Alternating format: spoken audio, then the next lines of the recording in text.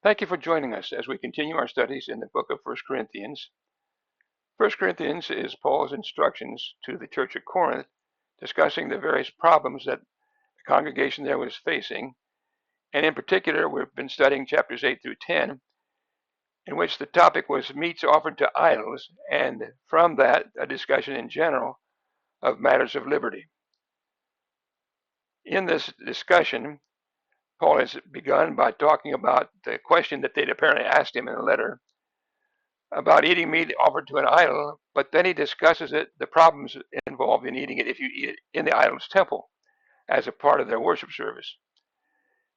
He goes on then into a discussion of support of preachers as his liberty in refusing to accept support, even though he defends the right of preachers to accept support. Then he talks about the importance of self-control and avoiding sin, in particular idolatry. And then he concludes the discussion by talking more about idolatry and various different circumstances in which people would eat meats offered to idols.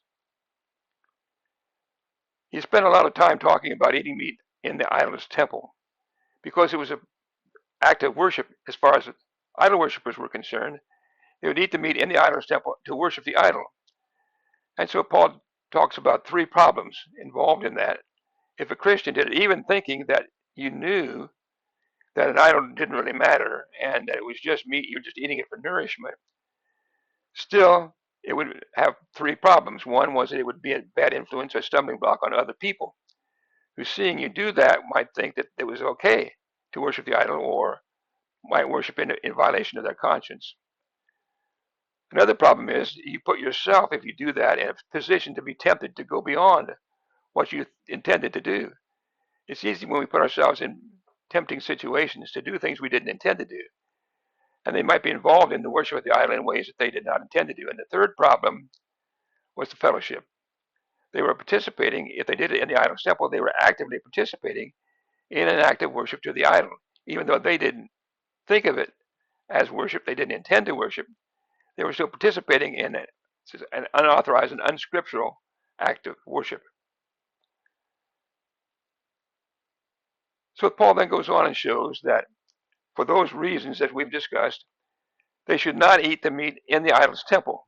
But there are other circumstances in which people might eat meat that had been offered to an idol, which would not necessarily have the same problems. For example, they might buy meat in the meat market and take it home and eat it, and might, in fact, have been offered to an idol. They would intend to worship the idol, and he said, don't even ask questions. Don't find out. Don't even bother to find out whether or not it was offered to an idol. Just take it home and eat it. It's okay, because you're not worshiping the idol, and nobody's going to have a bad understanding or a misconception because of what you do, because you're not even worshiping in the idol's temple. But there's a third circumstance he talks about, and that is a private dinner. Someone invites you to their home and they serve meat, and you don't know whether it's been offered to an idol or not. He said, don't ask questions. Just go ahead and eat it. But suppose somebody is, for some reason, to them it is important that it was offered to an idol, and so they tell you this was offered to an idol. Then he said, don't eat it, because now you don't want to lead them to think it's okay to eat meat to worship the idol. So you have different circumstances where sometimes it's okay to eat meat offered to an idol, other times it's not okay. You can do it without intending to worship an idol, so it's a matter of liberty in that sense, but the circumstances might make it wrong. Other circumstances it might be okay. Now those are some things we've studied as we've considered this discussion about meats offered to idols. But the thing that's important, especially for us as we discuss this today, is the fact that most of us in our society won't have a problem regarding the question of eating meats offered to idols. That's for us a rare circumstance to even face. But there are many other circumstances that involve matters of liberty, things that are neither forbidden nor required by the scriptures. So you can't say it's inherently right or wrong, and you may know that. But just as with the meat offered to the idol, it could be a problem in the various ways he talked about. So what we want to do in this study is discuss the underlying principles involved so that we can apply them properly in other situations. And then in a future study, we would look at some other situations where the principles apply and see what conclusions they lead us to. So let's talk first of all about the underlying principles that are involved that we've learned from this study about matters of liberty, eating meats offered to idols, but matters of liberty in general. And then we'll look at some more general principles before we make specific applications. The first principle, of course, is the fact of knowledge. And that is to say, we do need to know right from wrong. It's important. But sometimes people don't know. And that sometimes creates a problem. So what he's saying is we need to, of course, try to make sure that we know what's right or wrong. But we also need to be aware that even though you know right from wrong, you can still mislead people if you're not careful. Which leads us then to the subject of influence, which is what the um, chapter, this discussion is really primarily about, is our influence on other people. So he says in verse 9 of chapter 8, beware lest this liberty of yours become a stumbling block to the weak. So we should be concerned about our influence on other people. And then he says we should act in love. He said in verse 1 of chapter 8, knowledge puffs up, but love edifies. And in chapter 10, verse 24, let no one seek his own, but each one his brother's well-being. And so we should be concerned not just about, okay, I can prove that this is not wrong, so I'm going to do it. But we should think about what effect what we're doing has on other people. Maybe it isn't wrong in and of itself, but it can become wrong if it's a harmful influence on other people that leads somebody else to sin or tempts them to violate their conscience and so on. So there's more to think about than just the fact that you technically know what's right or wrong. And that's the principles we're trying to understand so that we can apply them in the various situations to today. Another principle that's important is that what we should do is to edify other people. Chapter 8, verse 1 said, knowledge puffs up, but love edifies. And in chapter 10, verse 23, he says, not all things edify. In other words, it may not be wrong, but does it build up other people? Does it help other people spiritually? Or is it hindering them, dragging them down spiritually? We need to think about that because our influence is important. Even though we may know it's right or wrong, our influence might lead somebody to think wrongly, to have a participation in something that they really shouldn't participate in. But there's more still. In chapter 10, verse 31, he said, therefore, whether you eat or drink, or whatever you do, do all to the glory of God. So now we should ask the question, is what I am doing leading people to give glory to God? Or is it hindering their service to God? So all of these things you see are intended to get us to think about the effect of what we do on other people. You can't just sit back and say, well, you can't prove that I'm sinning when I do this. Maybe it's not inherently sinful, what you're doing, but sometimes the things that we do can cause problems for other people. So we need to make sure that our influence does not harm other people, that we act in love, we edify or build up, and we give glory to God. And ultimately, the subject is the salvation of souls. Chapter 8, verse 11 says, because of your knowledge shall the weak brother perish for whom Christ died. If you're technically doing what's okay, but like the people eating the meat in the idol's temple, they lead somebody else to do something wrong, then you may say, well, okay, what I did was not wrong, but it becomes wrong if it hinders the salvation of other people. Chapter 9, verse 22, Paul said, I have become all things to all men, that I might by all means save some. And in chapter 10, verse 33, I please all men in all things, not seeking my own profit, but the profit of many, that they may be saved. When we understand these principles, these underlying principles that we're discussing then, this will help us to make proper application in other areas. And the bottom line is, do we love other people enough to do what will help them to be saved? Or are we doing things that may cause them to sin and be lost? And when we apply these principles, we may see it depends on the circumstance, what the conclusion is. Sometimes you may conclude, okay, it's not hurting anybody else, so I'll go ahead and do it because I know it's not wrong.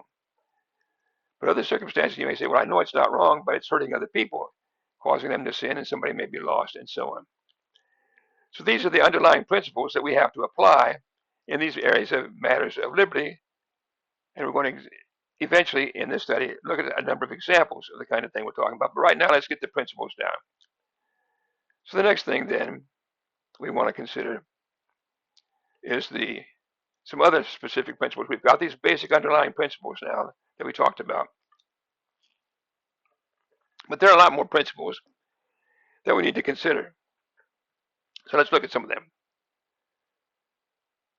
First of all, we're talking about matters of liberty, things that are not forbidden or required in and of themselves, but we are not talking about things that are forbidden or required of themselves. In other words, if God requires us to do something, it's not a matter of liberty. It's not a matter of choice. He said to do it, we must do it. If he forbids it, then it's not a matter of liberty. We can't say, well, it doesn't matter whether I do it or not, because it does matter. He's forbidden it.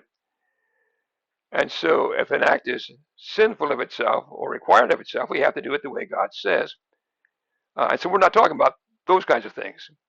We're talking about things that don't matter one way or the other, whether we do them or not. In and of themselves, inherently, they're neither right nor wrong. So that's the first principle, of course, to remember. Secondly, the fact that an act has a connection in its history, either to Old Testament practices or to false religious practices, in and of itself does not make the practice inherently wrong.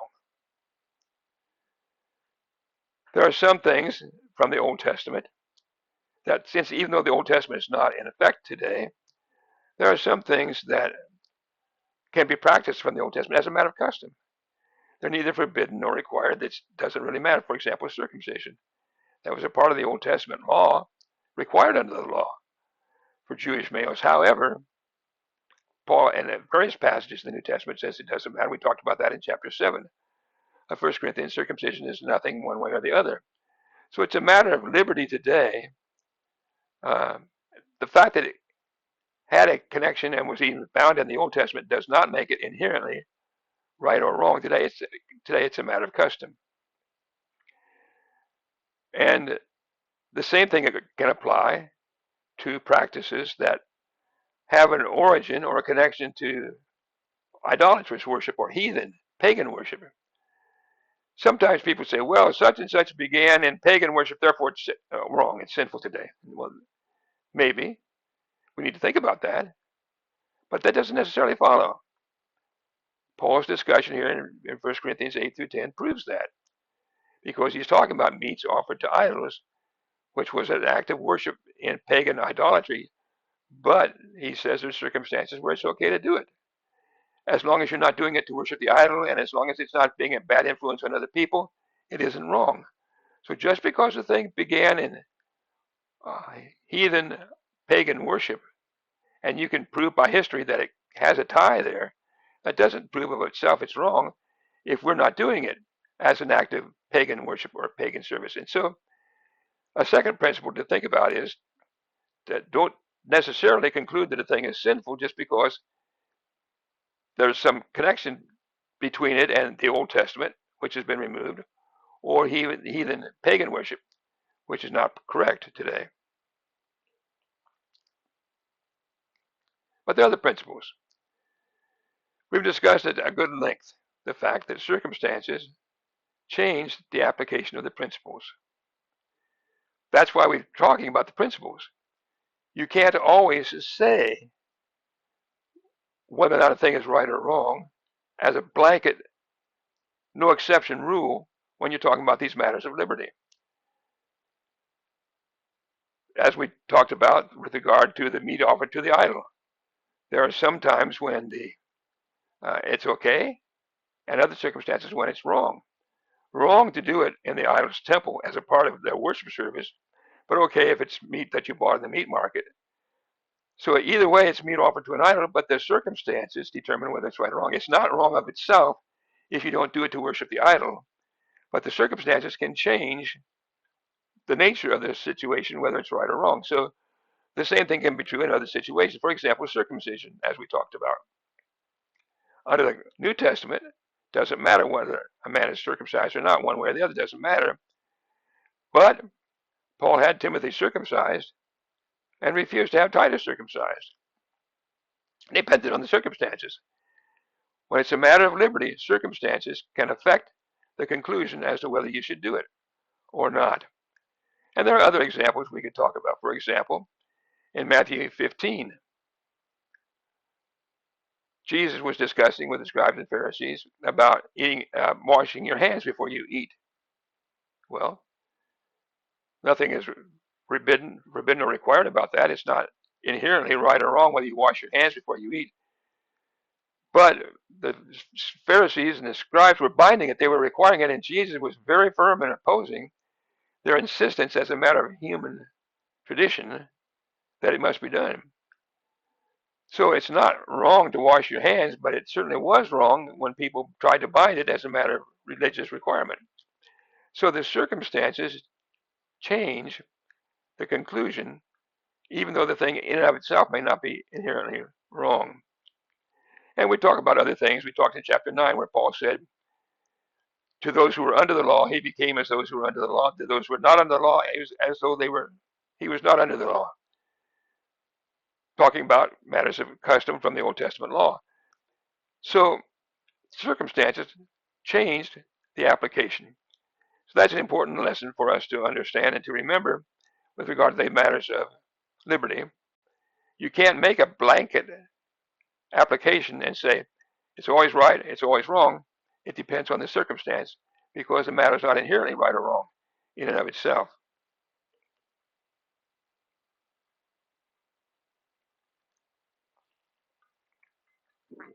The next thing that we want to talk about is that the principles we're discussing, we're talking about cases where our conduct influences or tempts somebody to sin. And that becomes important because sometimes people want to say, well, what you did offended me, implying that you have to give up what you're doing, when what they mean is that they just didn't like it, or that somehow that they're bothered by the fact that you're doing that. They're not sinning. It's not. They're not going to sin no matter what you do. So if the fact that you do a thing isn't going to change somebody's salvation, then that's the bottom line of what we're talking about. We're talking about the salvation of souls, loving other people enough that we do what we can to help them be saved. We don't do things that cause them to be lost. We're talking about then temptation to sin, not just whether or not somebody likes what we do or don't like what we do, or even that they become upset with us about it. So love teaches us not to do what will cause people to sin and maybe be lost.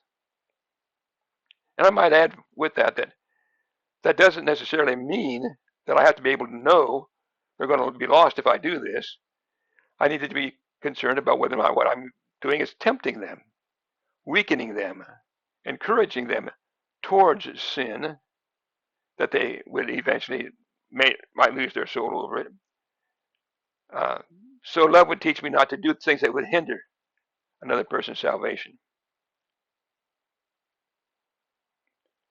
But there are other concerns that we have as well related to that.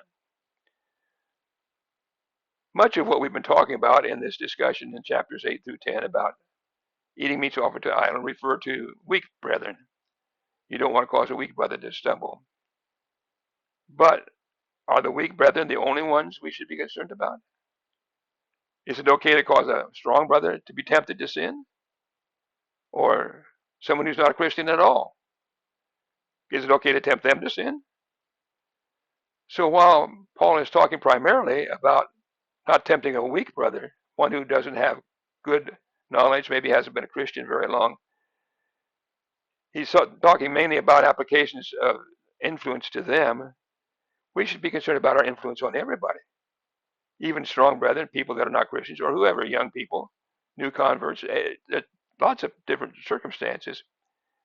And understanding that then doesn't would help us to understand you can't just dismiss somebody and say, well, he's a strong Christian. I don't have to worry about my influence on him. We need to be concerned about our influence. We don't want to cause anybody to sin or to be tempted to sin. But there are still more principles to be considered.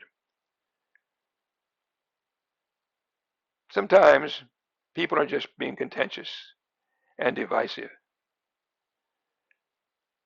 Paul is talking about, yes, we want to not do anything that would cause somebody to sin and be lost, but there are some people that just cause trouble. Sometimes they are accusing other people of sin in these matters of liberty where it's not right or wrong, but they're accusing people of sin, even publicly preaching that the act is sinful, binding their view as a matter of sin, causing strife and division in the congregation. And sometimes people use this concept as a way of um, trying to control other people, controlling what the congregation does. They say, well, you can't do that because it violates my conscience. And yet they're continually doing this over and over again. It's not always easy to distinguish, but we have examples, for example, where even though circumcision, as we've talked about, was a matter of liberty, not sinful in one way or the other in and of itself, yet Paul in Acts 15, in the book of Galatians and other places, firmly opposed people who were binding circumcision and saying you had to do it. Paul didn't just dismiss that, even though it was a matter of liberty. He didn't say, well, it's just a matter of liberty, so don't worry about it. He opposed them because they were binding and causing strife and division and viewing certain people as not even being faithful Christians because of their failure to be circumcised and keep the old law. Same thing in Matthew 15 with the washing of hands that we talked about. Matter of liberty, not wrong one way or the other in and of itself, but Jesus firmly opposed the scribes and Pharisees who took that human tradition and tried to bind it on other people. So Scripture rebukes people who are divisive, contentious, and teaching and making problems in the congregation, in the church, over things that are as though things are sinful when they're not. That's not always an easy decision, an easy distinction to make, but the Scriptures plainly tell us that we need to be to make that distinction and to realize that yes, we shouldn't cause other people to be tempted to sin, but neither should we allow that which is causing trouble in the congregation by forbidding things that the Scriptures are really matters of liberty.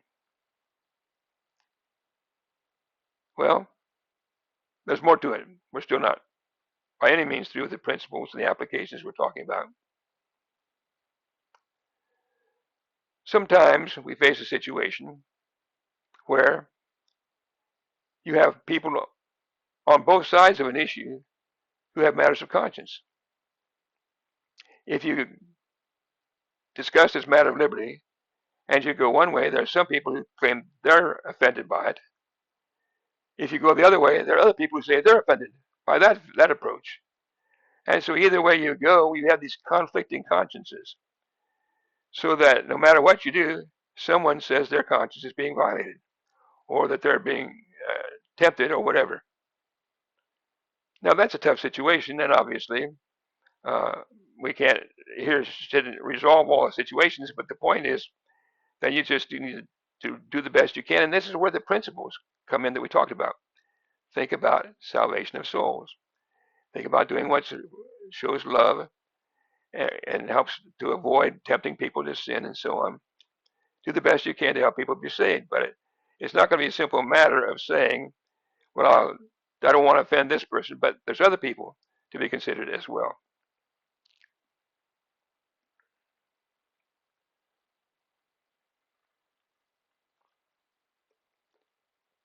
Now I want to get into a matter that sometimes confuses people, and it's a difficult subject, but I'd like to point out that the concept that Paul is teaching here in 1 Corinthians 8 and 10, and also I might add in Romans 14, about if your brother's being tempted or to violate his conscience or whatever, then don't cause him to violate his conscience. That concept is applied in all throughout these discussions to individual conduct, never to the local congregation and its conduct. Now, don't misunderstand me. There's more to be discussed, but listen and hear me out, please. Throughout the context of these passages, all the examples, the applications that are made always are talking about individual conduct, never about local churches. Now, in passages like James 1:27 and Galatians 6 verse 10, there are sometimes people who take those verses and try to apply them to local churches, and we say, no, you really can't apply that to local churches because it's talking about individuals. And we point out in the context that it uses words like he and him and a man and so forth, showing that it's talking about an individual, not about local churches. And so we say, it's not right. You make mistakes if you apply that to a local church. We'll do the same thing here in 1 Corinthians 8 and 10, and in Romans 14 for that matter. Look at the context and see if the principles are being applied to local churches or to individuals. And invariably, you will see the same thing, he, him, a man, and so on. So the principles are being applied, the context is applying it to individuals. Now, don't misunderstand me. When you take these underlying principles that we talked about, they apply in many situations, not just individuals and causing an individual to be tempted.